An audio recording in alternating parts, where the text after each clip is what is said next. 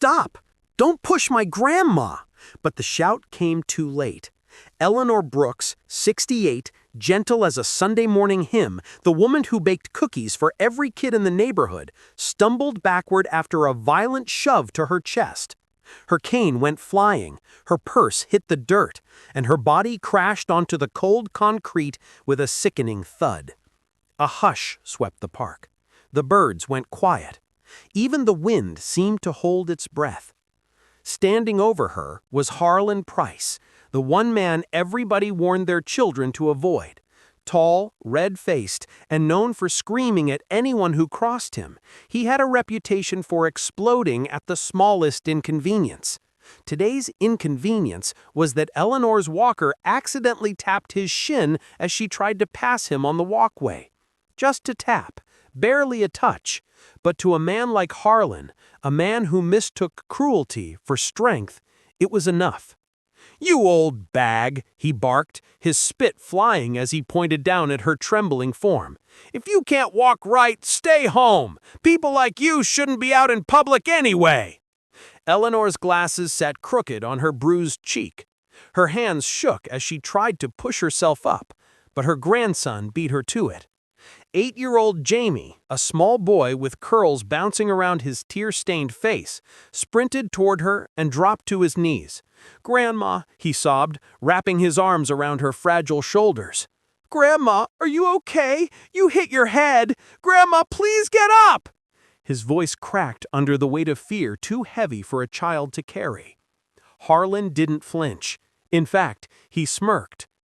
They always fall. Fragile, weak, shouldn't be walking around if they can't stay on their feet. A mother sitting nearby gasped and covered her mouth. A jogger froze mid-stride. A teenage boy pulled out his phone but hesitated, not sure if filming this monster would make things better or worse. But nobody stepped forward. Nobody except Jamie. He lifted his chin, still crying, and stared up at the man towering over them. "You hurt my grandma," he whispered.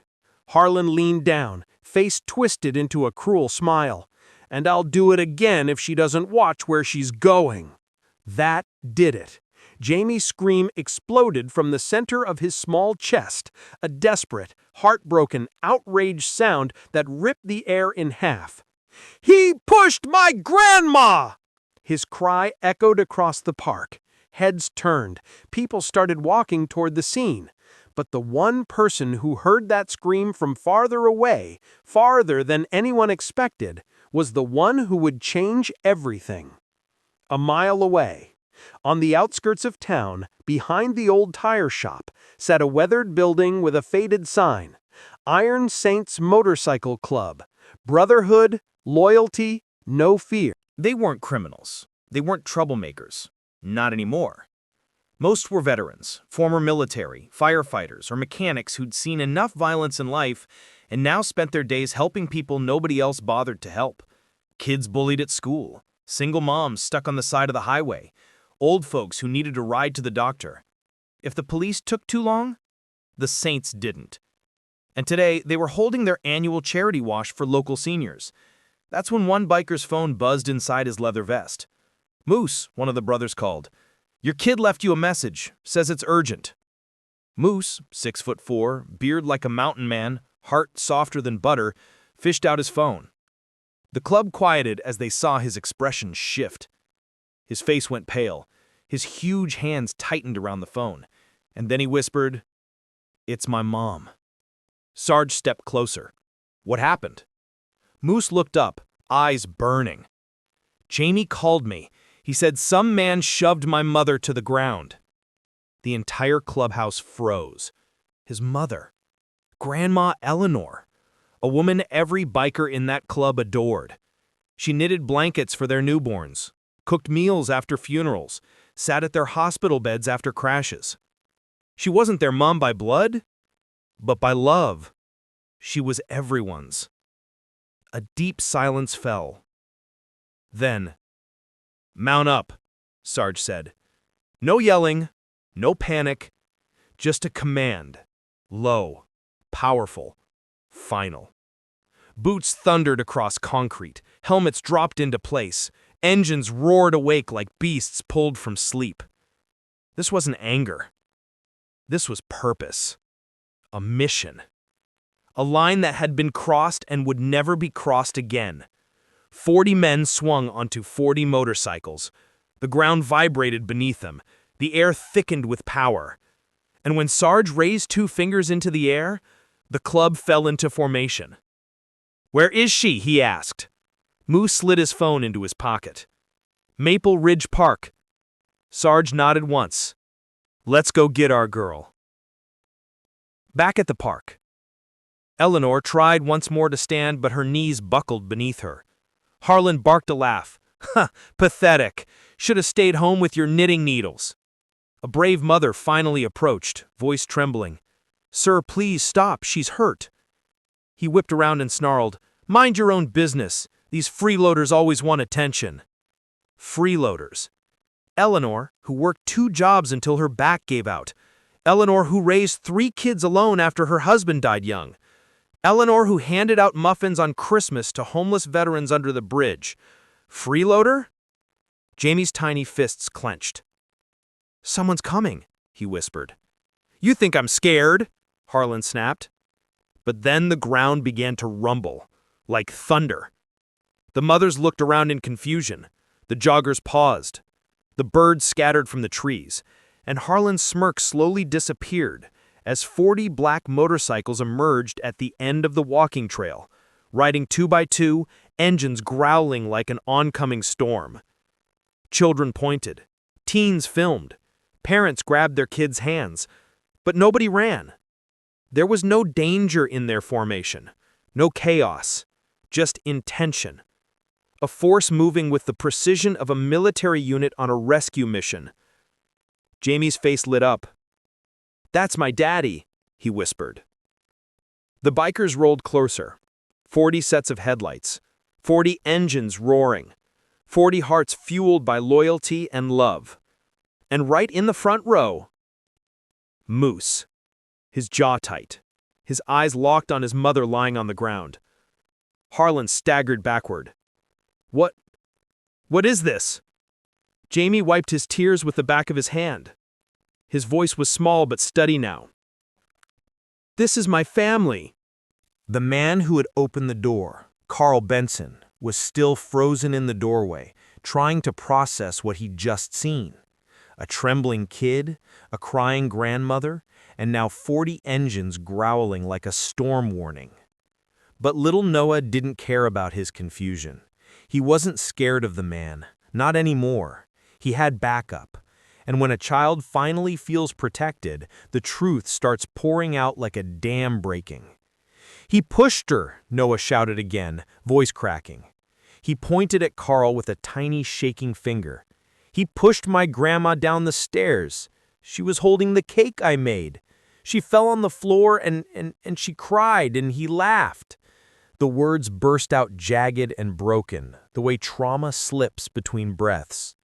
Grandma Rose reached instinctively for his shoulder to quiet him, but Noah wasn't done. He shook her off, not in rebellion, but in desperate honesty. Adults always said, "Tell the truth," so he was telling it. All of it. "He said she walks too slow," Noah said. "He said old people shouldn't live in the complex if they can't keep up." The bikers, standing in a solid line behind the boy, reacted like a single organism. Heads snapped toward Carl. Knuckles curled. Boots shifted in gravel. The road captain, Hawk, stepped forward. Not close enough to touch Carl, just close enough for him to understand something fundamental. His house no longer protected him. "Son," Hawk said softly, so softly it made Carl flinch, "tell us everything." Noah swallowed, then nodded.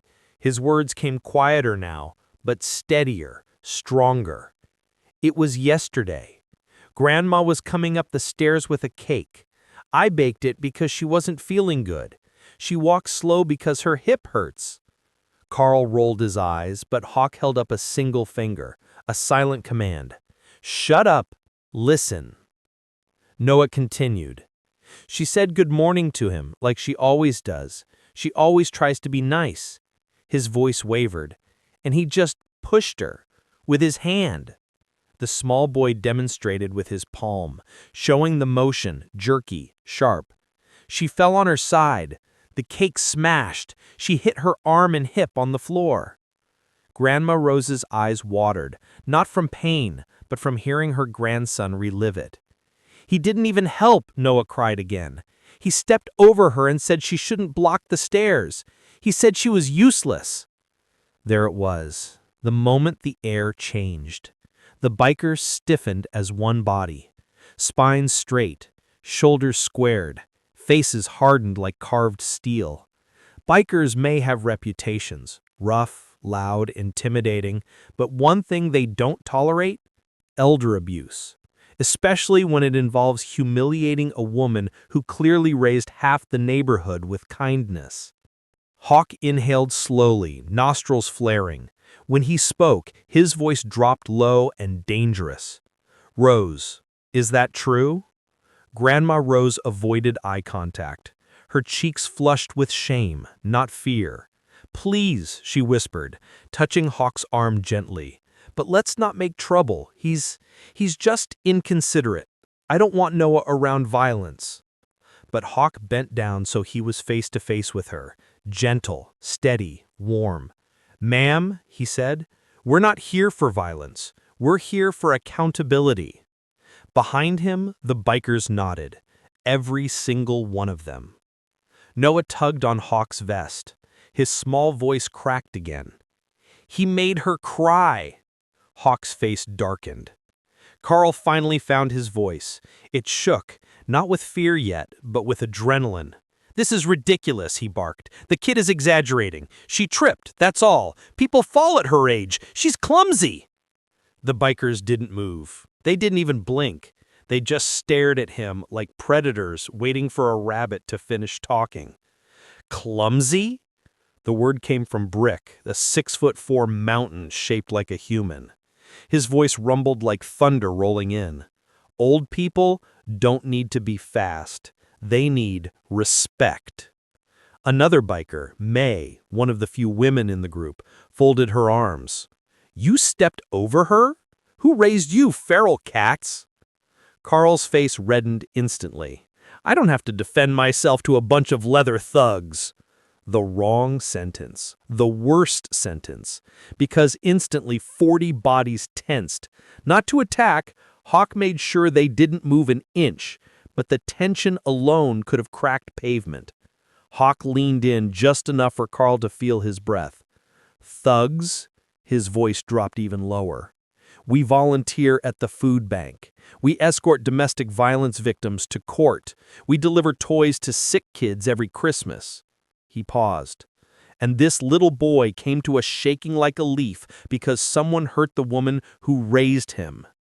Carl swallowed hard, jaw twitching. "Look, I'm not responsible for her tripping. She didn't trip."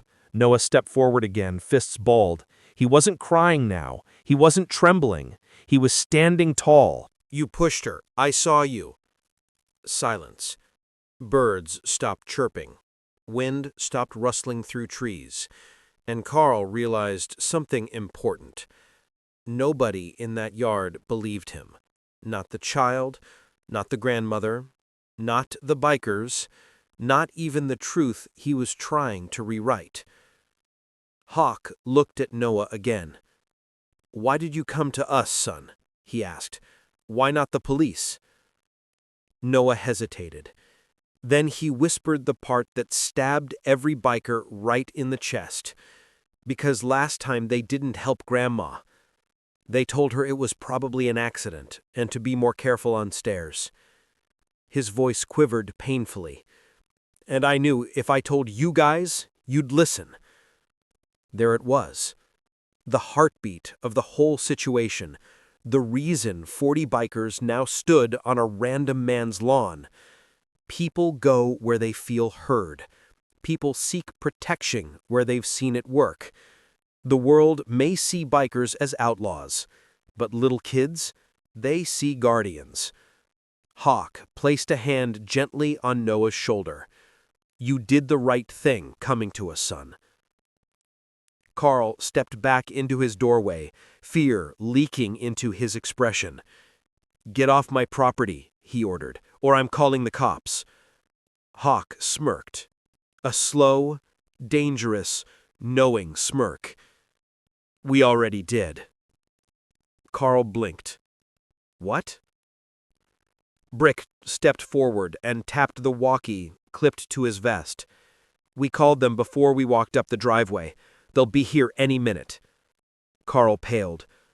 Hawk added, and we're not leaving until Rose gives her statement.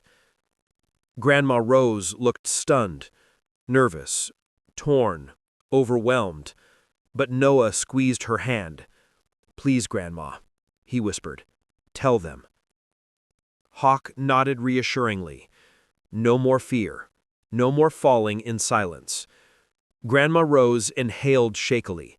She looked at her grandson, at the bikers, at the man who shoved her, and for the first time in her life, she wasn't afraid to speak. For a moment, Grandma Rose stood frozen between two worlds. Behind her stood the boy she raised like her own child, clutching her hand with all the trust and bravery a small heart could muster.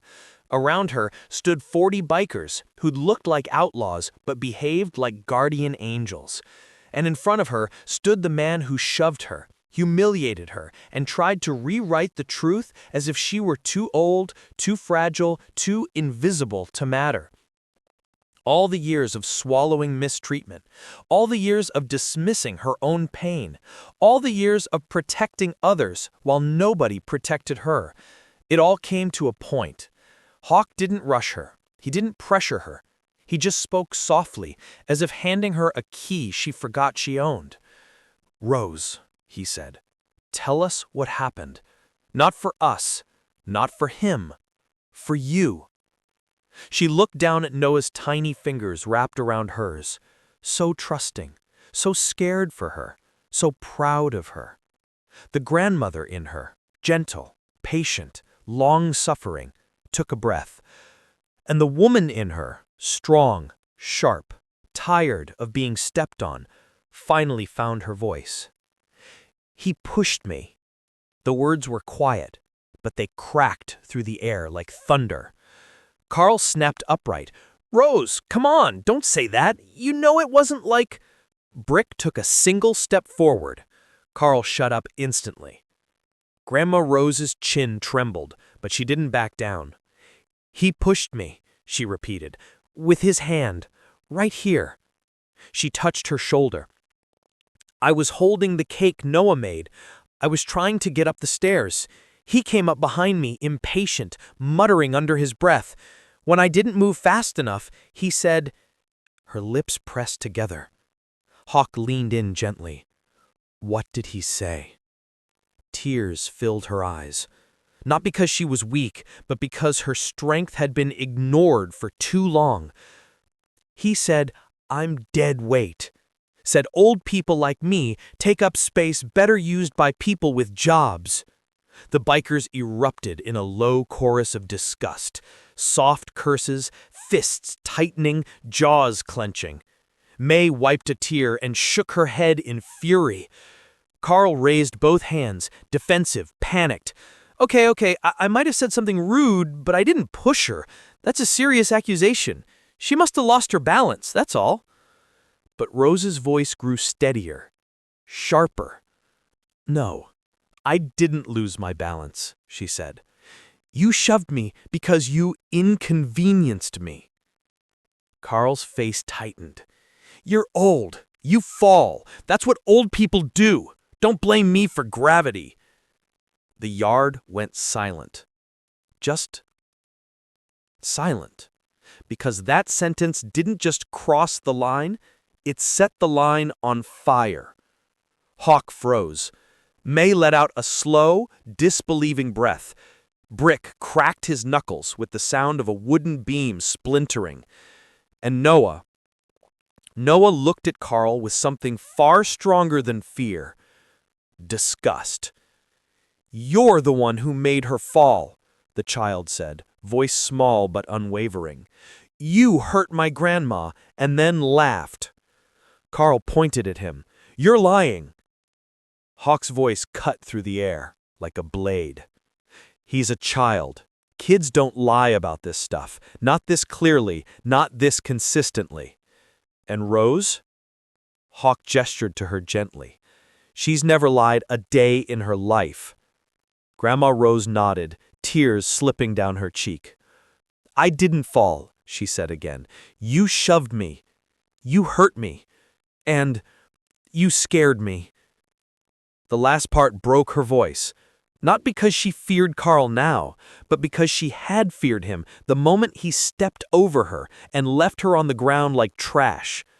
Noah buried his face against her hip, the guilt rolling through him. If he had been there, if he had followed her up the stairs, maybe he could have stopped it. Hawk knelt down to the boy. "Hey," he whispered, "look at me." Noah lifted his red, teary eyes. "You are not responsible for what grown cowards do. She didn't get hurt because you weren't there. She got hurt because he chose cruelty." Noah nodded, wiping his face. The sound of sirens began faintly in the distance, far enough away to not be urgent, but close enough to signal that everything was about to become official. Carl heard them too. Panic flashed behind his eyes. "Listen, maybe we can settle this. Nobody needs cops. This is a misunderstanding." Brick stepped closer, not threatening, just present. "This isn't a misunderstanding. Misunderstanding is forgetting someone's name. Misunderstanding is stepping on someone's foot. Shoving a grandmother down the stairs is not a misunderstanding." Carl backed away toward his doorway. "Fine, I'll tell them my side. They'll believe me. They always do. Why would they believe—" He motioned lamely toward the bikers. A bunch of criminals? The bikers didn't react to the insult. They'd been called worse by better men. But Grandma Rose reacted. She straightened her shoulders. "Don't call them that," she said sternly.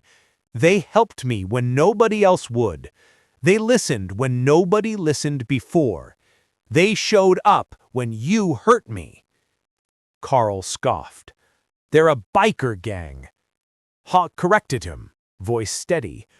"We're a motorcycle club. Big difference." May added, "We don't break laws, we break silence."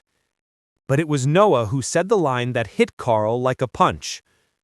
"They're the good guys," Noah whispered, "and you're the bad one." Carl opened his mouth to deny it, but the words died as the entire biker group shifted slightly, forming a wide semicircle that left Carl nowhere to hide. He tried to step back inside his house, but Hawk raised a hand. "Stay right there," Hawk said. "The cops need to hear her statement, not your excuses." Carl's face twisted in anger. "You think they'll take her seriously?" he sneered. "Old lady, shaky memory. These things happen all the time." Brick snapped. "You're right," he said quietly. "These things do happen all the time. And people like you get away with it because folks like her think they're too small to fight back." Brick paused. "But she's not alone now." The sirens grew louder, closer. Grandma Rose squeezed Noah's hand, strength flowing into her like warm sunlight. She wasn't just giving a statement. She was reclaiming her dignity, her truth, her voice. "Carl," she said, using his name like a judge issuing a sentence, "I'm going to tell the police everything. I should have done it yesterday, but I was scared." She lifted her chin. "I'm not scared anymore." Carl's jaw dropped. "Rose, don't do this! You'll ruin my life!" "No," Hawk said. "You did that yourself." The police car rounded the corner, lights flashing, engine humming. Two officers stepped out, confusion spreading across their faces at the sight of 40 bikers forming a protective circle around a grandmother and a child. Hawk stepped forward to speak to them, but Grandma Rose tugged his sleeve. "No," she said softly. "I'll do it." Hawk stepped back with a proud nod. Grandma Rose took one breath, shaky, emotional, brave, and walked forward with Noah at her side. She was done being silent, done being small, done being dismissed. Justice was about to begin. The flashing red and blue lights cut through the quiet suburban street, bouncing off the chrome of dozens of Harley-Davidsons. Windows cracked open up and down the block. Curtains tightened. Phone cameras peeked out. Nobody wanted to miss whatever this was. Two officers stepped out of the cruiser, Officer Hayes and Officer Ramirez, both wearing body cams, both immediately on alert. Because in front of them, a trembling grandmother, a terrified child, and 40 bikers staring straight at a man trying to sneak back into his house. Officer Hayes put a hand on his belt. Dispatch didn't say anything about a full biker rally, he muttered. Hawk stepped forward with calm authority, palms open. "We're not here for them," he said, motioning toward Carl. "We're here for her." Officer Ramirez's gaze softened as she noticed Grandma Rose. Shoulder bruised, knees scraped, hands shaking. She approached gently. "Ma'am," she said, voice low, "are you hurt?" Before Rose could speak, Noah rushed forward. "He pushed her!" the little boy cried. "He pushed my grandma down the stairs!" Officer Ramirez crouched to meet his eye level. "Did you see it happen, sweetheart? I saw her fall, and she told me what happened, and he laughed." Officer Hayes turned to Carl, who stood stiff and pale, hands up like he was already being arrested. "It wasn't like that. I didn't push her. She just tripped. Old people fall all the time. Look at her." Every biker in the yard inhaled sharply. Hawk leaned toward Brick. "He's digging his own grave." Brick muttered, "Let him keep digging." Officer Ramirez guided Grandma Rose a few steps away from the crowd, but Hawk and May stayed close enough for support. "Mrs. Peterson," she began, "can you tell me what happened? Take your time." Rose swallowed hard, but this time she didn't look down, didn't hesitate, didn't second-guess herself. Her voice was steady, even stronger than Section 3. "I was walking up the stairs, carrying a cake my grandson made. Carl came up behind me and said I was too slow. He said I was dead weight." Officer Hayes frowned. Did he say that exactly?" "Yes," Rose said firmly. "Then he put his hand on my shoulder and shoved me. Hard. I fell forward and hit the steps." Carl exploded. "She's lying!" Officer Hayes spun around. "You'll get your turn. Right now, you'll stay quiet." Carl clenched his fists, but the sight of 40 bikers glaring back at him made him shrink like a child caught misbehaving. Rose continued. "When I was on the ground, he stepped over me, didn't help me up, didn't ask if I was okay. He just left like I was nothing." Officer Ramirez looked at her bruises with sympathetic eyes. "And you didn't call anyone?" "No," Rose whispered. "I didn't want to cause problems. I didn't want to bother the police." May stepped forward, voice trembling. "Because women like her get ignored, and men like him get believed." Carl scoffed loudly. "Oh, give me a break. They're bikers. They probably put her up to this just to start drama." Brick cracked his knuckles again. "Say that one more time." Officer Hayes shot him a warning look. "No threats," Hayes said. "Everyone stays calm." Hawk lifted a hand, signaling Brick to stand down. "This isn't about threats," Hawk said. "It's about truth, and she just told it." Officer Ramirez turned back to Rose. "Ma'am, do you want to file a formal complaint?" This was one of the biggest emotional beats of the entire story. The street went silent. Even the winds seemed to stop moving. Rose took a long breath. Her eyes drifted down to Noah, still gripping her sleeve, watching her like she was the strongest person he'd ever known. She wiped her tears with a trembling hand. "Yes," she said. No wavering, no second thoughts, just strength. "I want to file a report. I want what he did on record. I want him held accountable." Noah squeezed her hand proudly. Carl panicked. "Rose, come on, don't do this. I'll lose my job, my reputation." "You pushed me," she said quietly. "You humiliated me. You scared my grandson. Whatever happens now, you brought on yourself." Hayes pulled out his notebook. "Let's get your statement, ma'am." As Rose spoke, detail by detail, describing every moment leading up to the shove, the humiliation, the fear, the bikers formed a protective semicircle around her, blocking Carl's view like a wall of leather and steel. They didn't intimidate the police. They intimidated him. Because for once, he wasn't the biggest, loudest, or most powerful person in the room. Officer Ramirez spoke softly to Rose as she wrote, "You're one of the bravest women I've ever met. Most people your age stay quiet. You didn't." Rose blinked back tears. "For most of my life, keeping quiet kept the peace. But today I realized something." She looked over her shoulder at the bikers. "These people don't protect peace with silence. They protect it with action." Hawk dipped his head respectfully. "We're just giving you backup. You're the one doing the hard part." When the officers finished taking her statement, Hayes approached Carl. "Sir, you need to come answer some questions."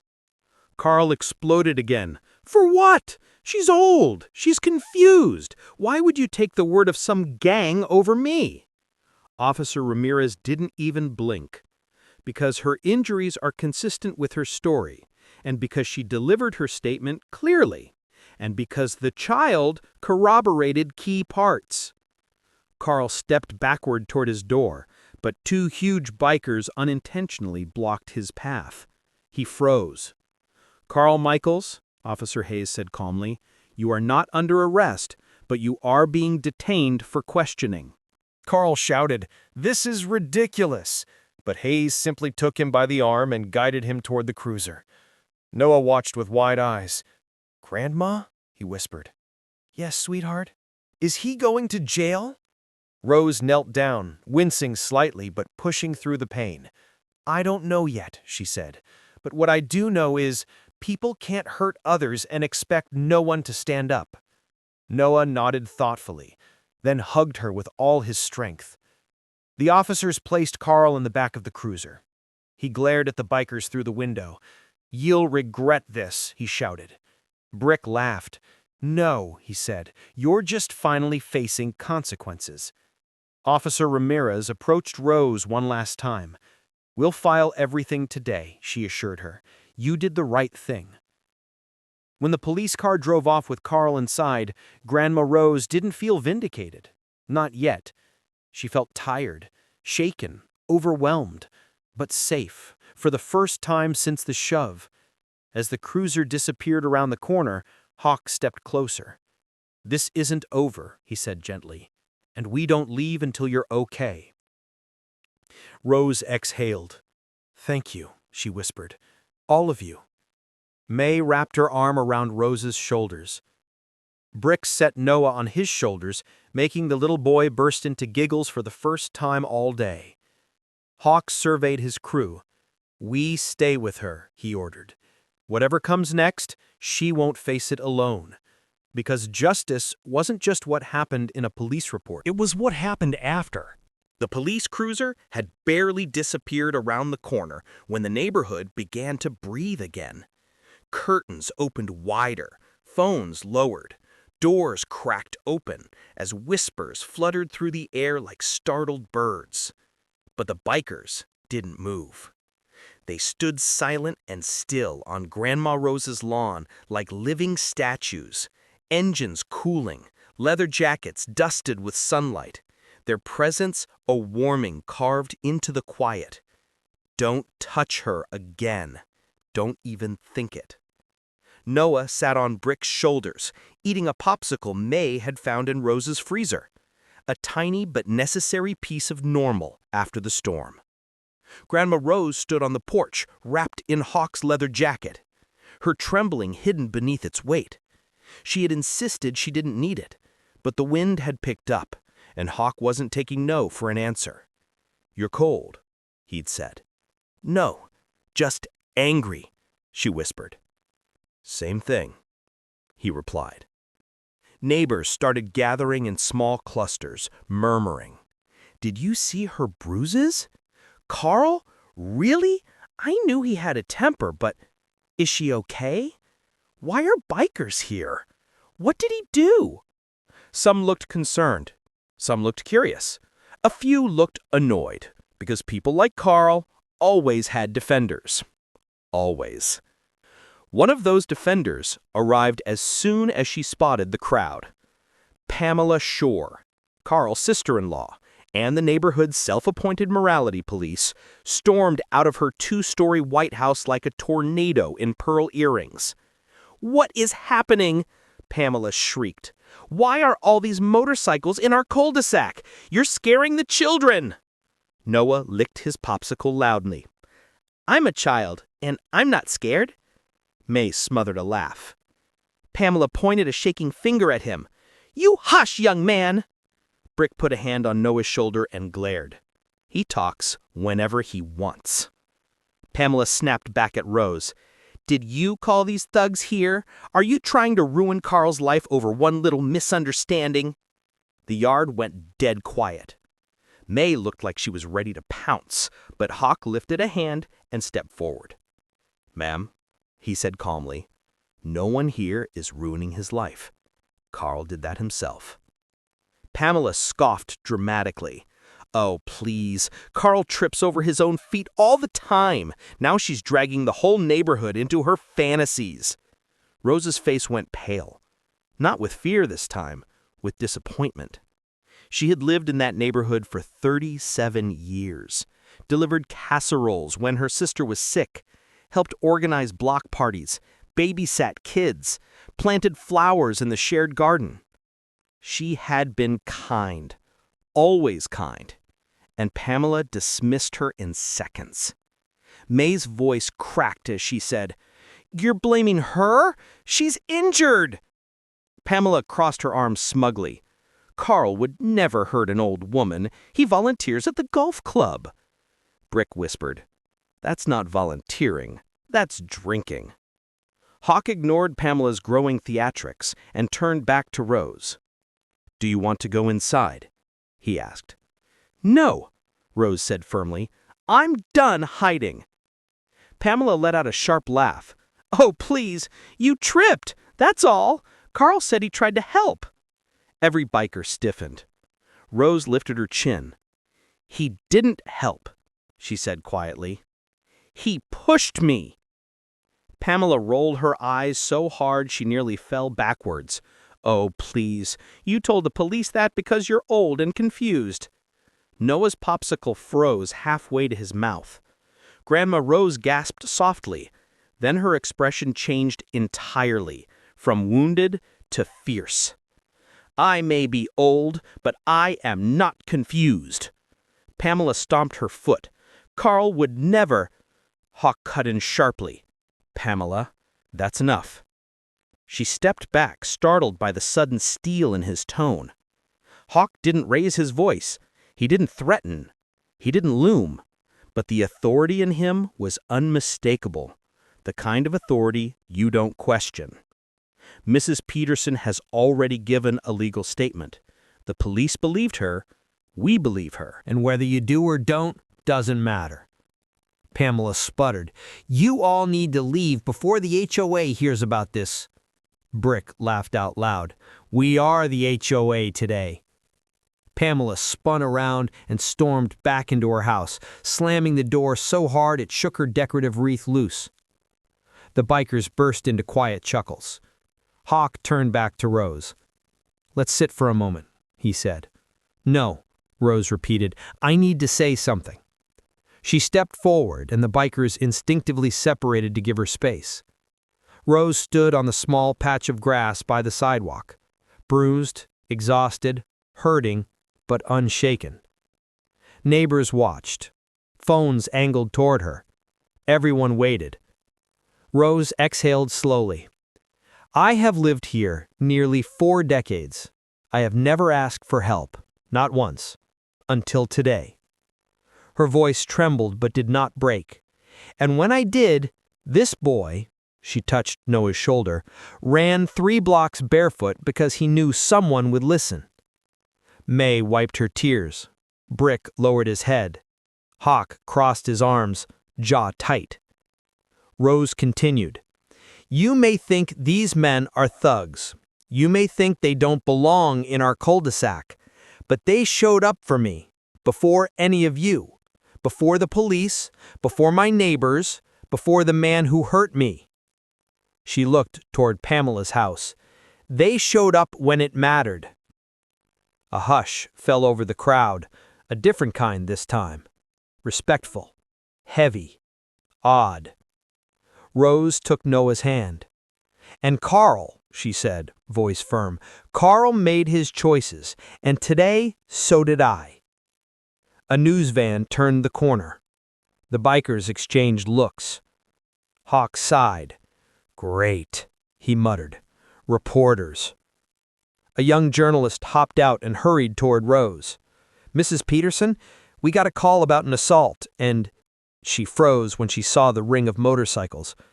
And apparently, quite a community response. Hawk rolled his eyes. We didn't call you. The reporter lifted her badge. We got an anonymous tip. May whispered. Pamela. Definitely Pamela, Brick agreed. The reporter stepped closer. Mrs. Peterson, would you be willing to share what happened? Only if you're comfortable. Rose paused. Everyone held their breath. This was the moment that could either expose her or empower her. Rose lifted her chin. Yes, she said softly, I think I would. Hawk placed himself beside her, not blocking her, supporting her. May stood on her other side. Brick kept Noah occupied with a small pocket knife trick, the safe kind. Rose faced the camera. When you get older, people treat you like you're fragile or invisible. Some think they can push you aside, literally and figuratively. She touched her shoulder bruise. But today, I learned that being vulnerable does not mean being weak, and standing up for yourself does not mean standing alone. The reporter's eyes widened as she realized what story she had stumbled into. Rose took a breath. I want people to know, no matter your age, your size, your background, if someone hurts you, you deserve protection. You deserve justice. You deserve to be believed. The biker crew looked at her with unmistakable pride. Rose finished with a final line that would go viral within hours. And if you don't have anyone to stand with you, someone will. You just have to call the right people. She glanced at Hawk. He nodded once. And Section 5 closed with a tension you could taste. Police report filed, news story forming, community dividing, justice beginning. But the storm was nowhere near over, because Carl wasn't done, and what happened next would change everything. The moment fear switches sides.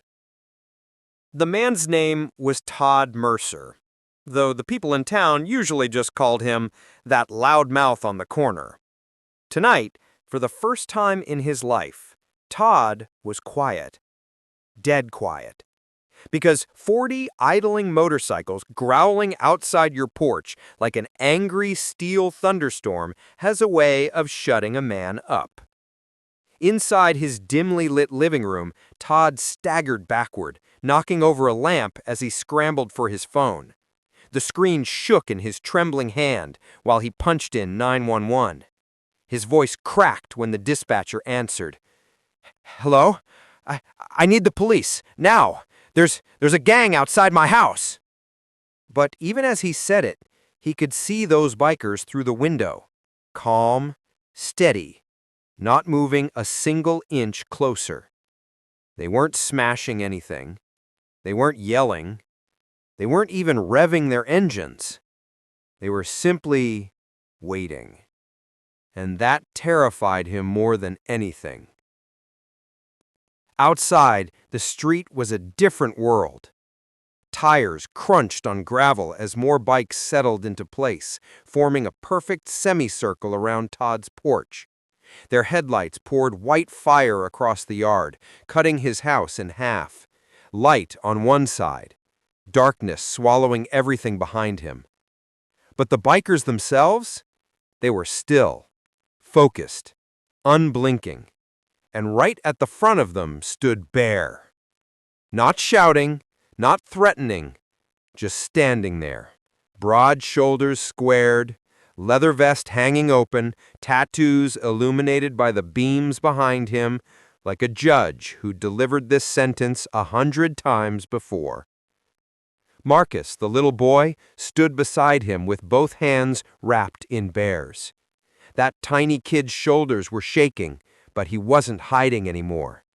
Not behind his mom, not behind a wall, and definitely not behind fear. Bear crouched down and whispered something to him. Marcus nodded. And then the bikers waited.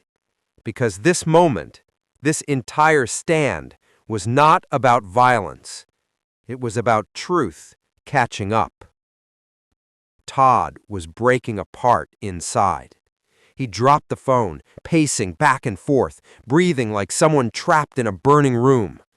Why are they doing this? I didn't push her that hard. She fell. She lost her balance. Kids exaggerate. People exaggerate.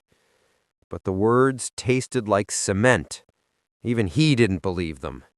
He marched to the window and shouted through the glass, "Get away from my house! I said, get away!" His voice cracked at the end. None of the bikers moved. Not one helmet turned. Not one boot shifted. Not one hand reached for anything. Just silence. Silence that weighed more than fists ever could. Outside, the street was a different world. Tires crunched on gravel as more bikes settled into place, forming a perfect semicircle around Todd's porch. Their headlights poured white fire across the yard, cutting his house in half. Light on one side, darkness swallowing everything behind him. But the bikers themselves, they were still, focused, unblinking. And right at the front of them stood Bear. Not shouting, not threatening, just standing there, broad shoulders squared, leather vest hanging open, tattoos illuminated by the beams behind him, like a judge who delivered this sentence 100 times before. Marcus, the little boy, stood beside him with both hands wrapped in Bear's. That tiny kid's shoulders were shaking, but he wasn't hiding anymore. Not behind his mom, not behind a wall, and definitely not behind fear. Bear crouched down and whispered something to him. Marcus nodded. And then the bikers waited. Because this moment, this entire stand, was not about violence. It was about truth catching up. He dropped the phone, pacing back and forth, breathing like someone trapped in a burning room. "Why are they doing this?" he muttered, running his hands over his face. I didn't push her that hard. She fell. She lost her balance. Kids exaggerate. People exaggerate." But the words tasted like cement. Even he didn't believe them. He marched to the window and shouted through the glass, "Get away from my house! I said, get away!" His voice cracked at the end. None of the bikers moved. Not one helmet turned.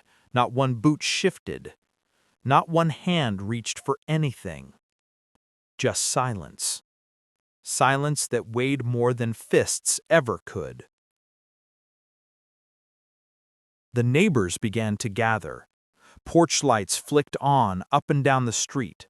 Doors opened. People walked out, some in slippers, some with phones, some with arms crossed. Because everyone knew Todd, and everyone knew what he was capable of when he got angry. They'd heard him yelling at strangers, heard him cussing out delivery drivers, heard him calling Marcus and his grandmother names no child should grow up hearing. Everyone knew. And yet until tonight, no one had said anything. Tonight, 40 people said everything, without a single word. Marcus's grandma arrived. A white sedan rolled to a stop behind the bikers. The door opened and out stepped Grandma Alma, short, silver-haired, limping slightly, but fierce in the way only grandmothers can be. A couple of bikers immediately walked over to help her, forming a respectful escort. Marcus let go of Bear's hand and ran to her. She caught him in her arms like she'd been waiting forever. "I'm okay, baby," she whispered, voice trembling. "I'm okay." But then she looked at her grandson, his red eyes, his clenched fists, his small body still shaking, and her expression changed. Her face didn't harden. It settled, like a decision had been made long before this night. She took Marcus's hand again, and together they walked toward Todd's porch. Bear followed a step behind. The other bikers closed ranks, creating a natural path, like a procession. Todd's bluster fell apart. He flung his door open and stood in the entryway, face red, chest heaving. "Look, Alma, this is blown way out of proportion. That kid lied. That man," he jabbed a finger toward Bear, "is threatening me. This is harassment. You!" But he stopped, because Alma stepped closer, holding Marcus's small hand against her hip. Her voice was quiet, calm, even soft, and that scared him more than if she'd screamed. The moment fear switched sides. "Todd," she said, looking him in the eye, "for years I let your anger go. I let your words go. I let your drinking go. I let your temper go. Not because I'm weak, but because I didn't have the luxury of picking a fight with a man who has nothing to lose." She paused. "But tonight, you put your hands on me in front of my grandchild." Todd swallowed hard. "And that," Alma said, "you don't walk away from." Todd opened his mouth, but nothing came out. His voice was gone. His excuses were gone. His power was gone.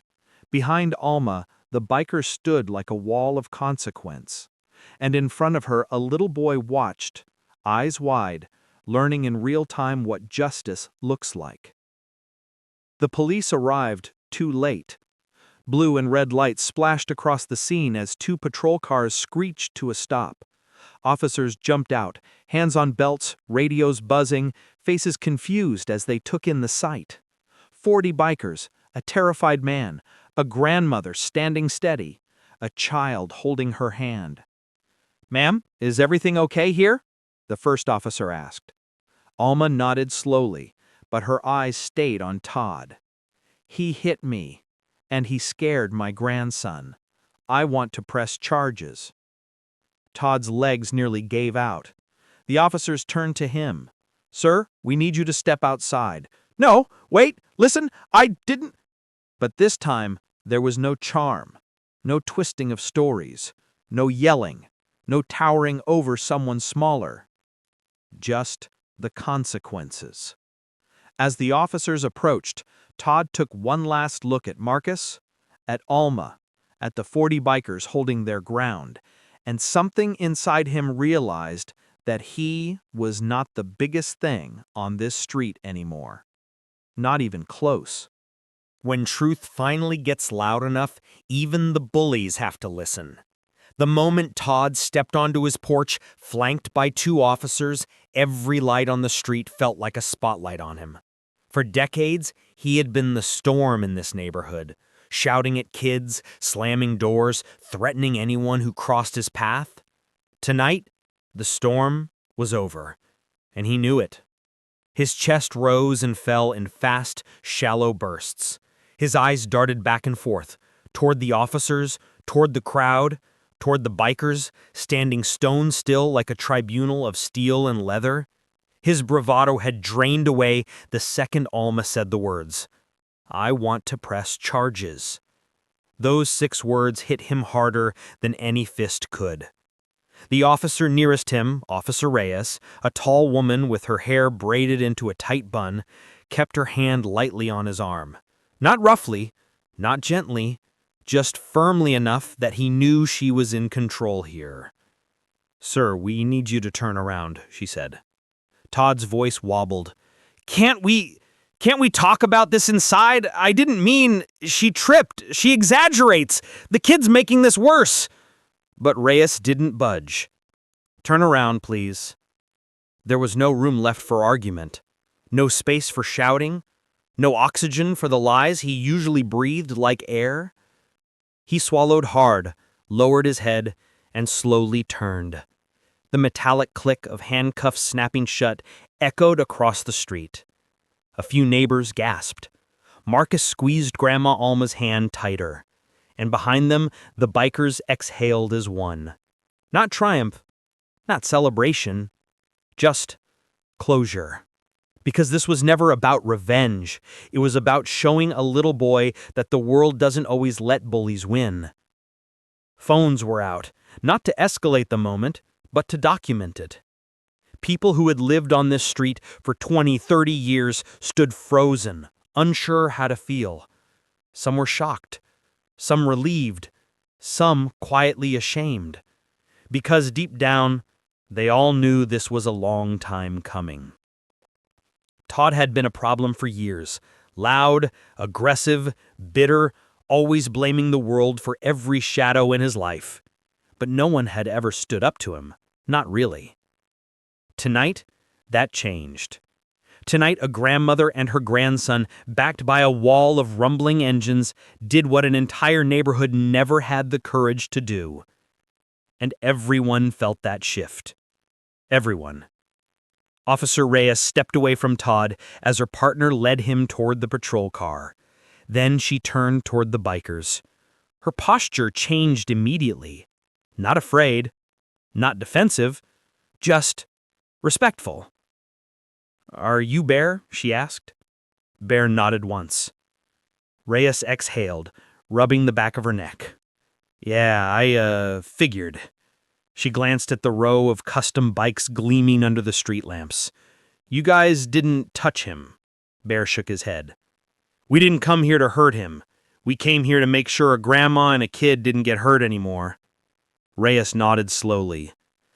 "Good, because we got calls about a gang outside, and dispatch was having palpitations." A few bikers chuckled low in their throats. Bear didn't. He just turned his gaze back to Marcus, who was staring up at Todd being loaded into the squad car.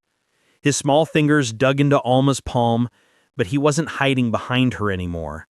He was watching the man who shoved his grandmother, the man who screamed at him, the man who made him feel small, weak, terrified. Watching him get handcuffed. Watching him taken away. It wasn't about enjoying it. It wasn't about revenge. It was about understanding something kids don't learn often enough. You don't have to be big to be brave. You don't have to fight alone. And sometimes justice really does show up. Bear crouched down beside him. "You good, little man?" he asked. Marcus nodded, but his chin was trembling. Bear placed a heavy, steady hand on the boy's shoulder. "You don't have to pretend. Not tonight." Marcus's lip quivered. And then the dam broke.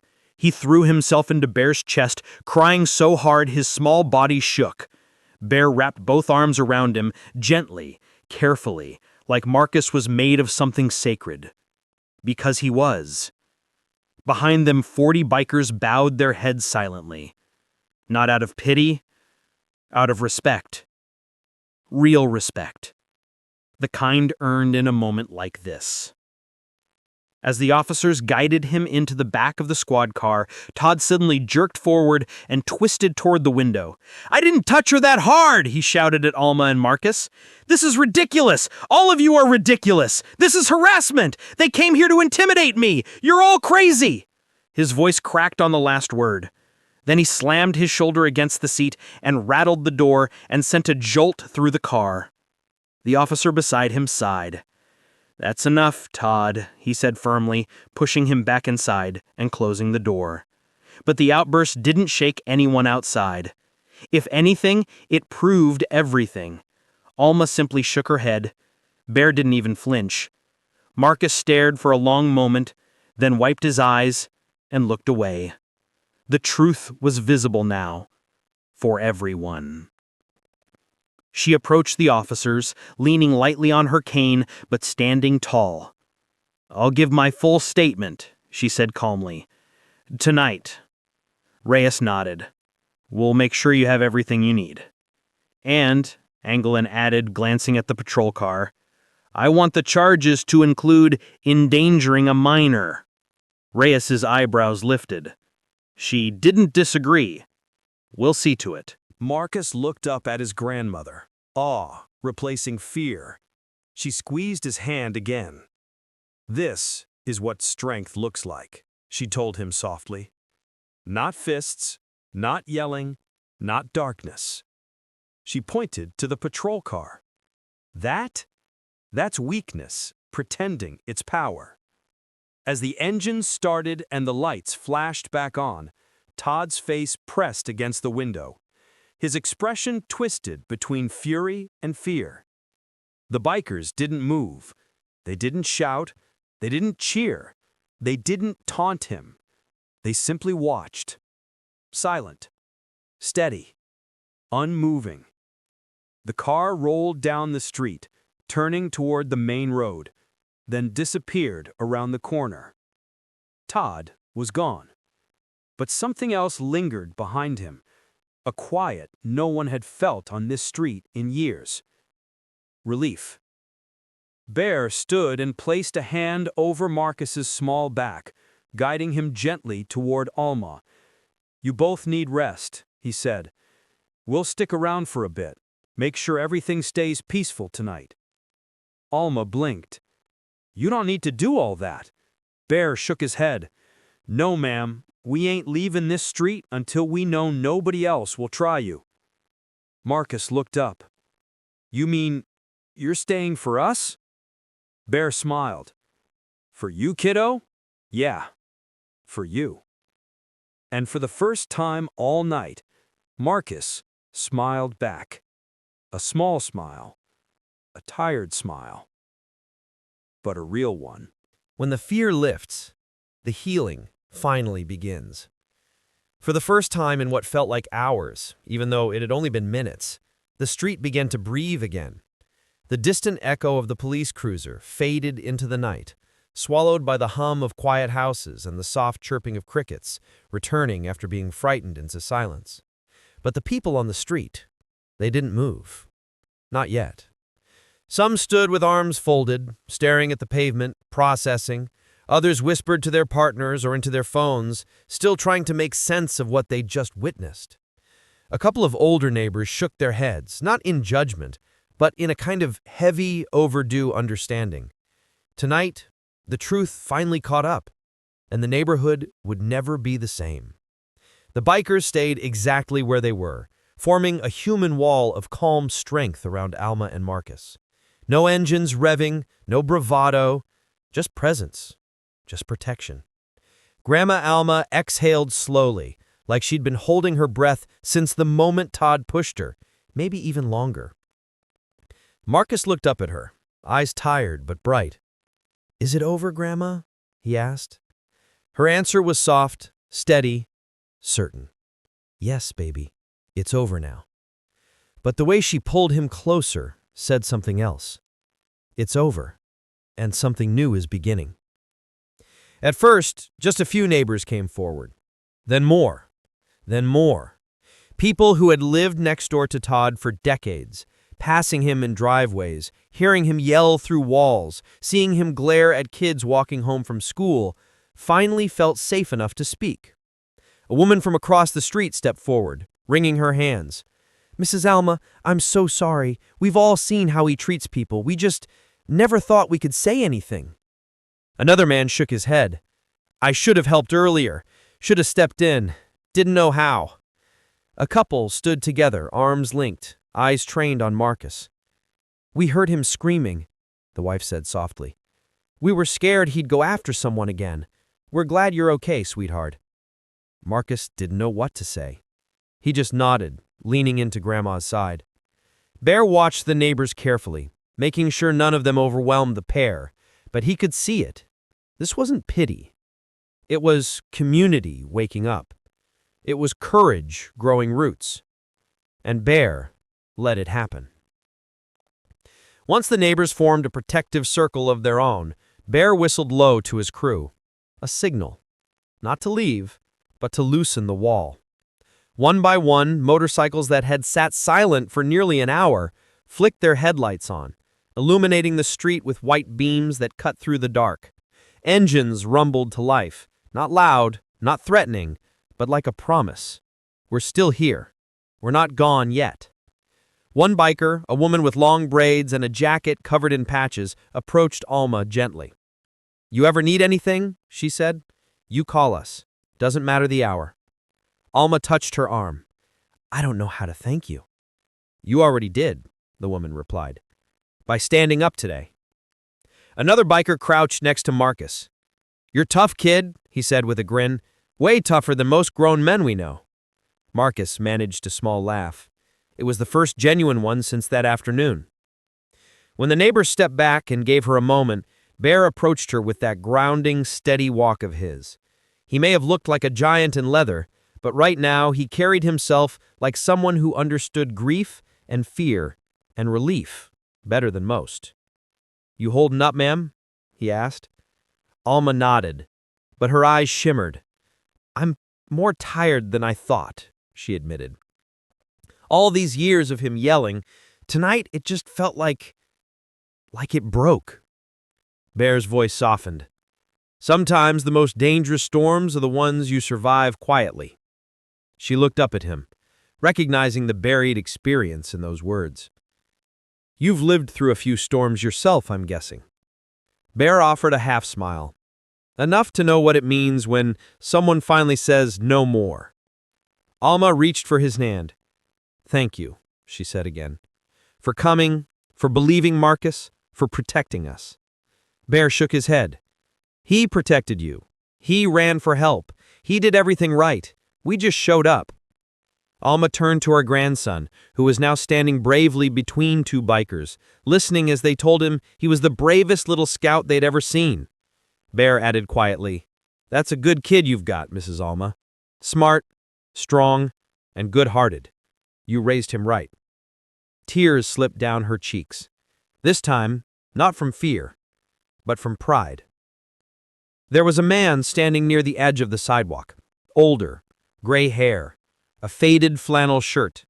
He had lived next to Todd for 15 years. He stepped forward, voice shaking, hands trembling. "I heard what happened.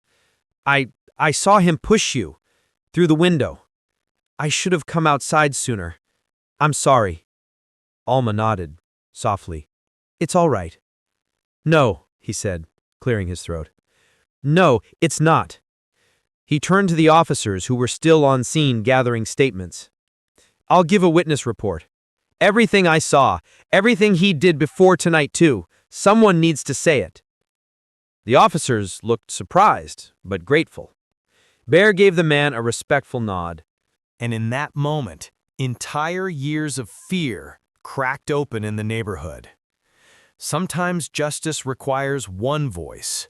Sometimes it requires a chorus. Tonight, they finally had one. Reyes, the officer from earlier, approached Alma and Marcus once more. "We'll file the charges tonight. Todd will be held until tomorrow morning's hearing. You won't have to see him. We'll make sure of that." Alma took a deep breath. "Thank you, Officer Reyes."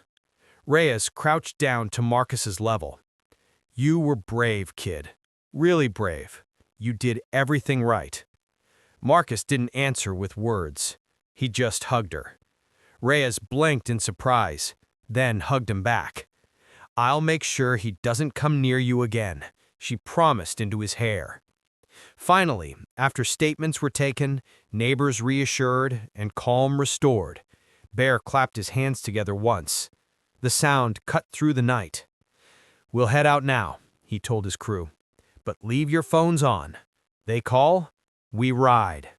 The bikers nodded. One by one, they mounted their motorcycles. One by one, engines ignited. One by one, loud exhausts roared into the night sky, not in anger, but in triumph. Marcus ran to Bear and wrapped his tiny arms around his waist. "Thank you," he whispered. Bear bent down and hugged him back, slow, careful, protective. "You call me if he ever scares you again," Bear said. "You got 40 uncles now." Marcus nodded fiercely. Bear climbed onto his bike, gave Marcus a small salute, and led the convoy down the street. 40 motorcycles gliding like a river of thunder. 40 silhouettes fading under streetlights. 40 protectors ensuring this was the last night Todd would ever terrorize this home. Their engines echoed until they were almost gone. Almost. But the feeling they left behind? That stayed. And would stay for a long, long time. Alma and Marcus stood in the doorway, watching the last taillights disappear into the night. Finally, she knelt and placed her hands gently on his cheeks. "You saved me today," she whispered. "But I was scared." "So was I. But being brave doesn't mean not being scared. It means loving someone more than your fear." He breathed out slowly. "Are we safe now, Grandma?" She gathered him into her arms. "Yes, baby. We're safe. And we're never alone again." Inside, the house felt peaceful for the first time in years. The kind of peace that comes after a storm breaks and the sun finally remembers how to shine. Marcus curled up beside her on the couch, and for the first time since the shove, since the tears, since the fear, he fell asleep. A child again. Safe, protected, loved. Because, somewhere, a child is scared. Somewhere, a grandmother is hurting. Somewhere, a bully thinks no one will ever stand up to him. Until someone does. Sometimes it's a neighbor. Sometimes it's an officer. Sometimes it's a biker club with more heart than the whole town combined. But every time, it changes everything. And tonight, a little boy named Marcus learned the most important lesson of all. Good doesn't always roar first, but when it does, the whole world hears it.